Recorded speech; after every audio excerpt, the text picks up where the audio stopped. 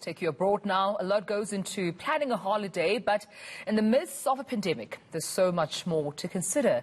The tourism sector across the globe has been one of the hardest hit as people are concerned about traveling or even going on holiday. eNCA's Heidi Giokos and camera operator Mohammed Ladi while it's saying we're in Dubai and had found this report. Normally, the traditional souks in Dubai and the well-known desert safaris attract millions of tourists every year. But due to COVID-19, significantly fewer people have opted to go on holiday.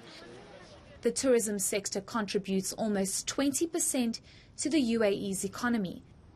But just like many other economies, it's bleeding billions. Dubai is called the center of the world because it's a transit hub for international travel and also popular as a holiday destination. But this year, it's very different. 20 million tourists were expected to visit the UAE, but due to COVID-19, that has dropped significantly. Many businesses in the tourism spots have not been able to recover after the UAE went into hard lockdown. After months of hard lockdown, these markets are finally picking up again. Spice and gold souks are a hive of activity for many tourists, and these markets cannot afford another hard lockdown should a second wave hit Dubai.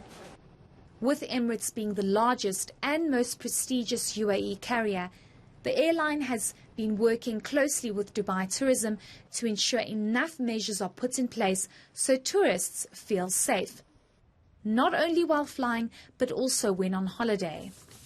We are working closely with Dubai Tourism and the government to ensure that the health and safety measures are in place for the citizens, for the residents, and the tourists, when they come. So we have on the ground and on the air biosafety measures at every step of the customer journey to provide more confidence and assurance for the traveler.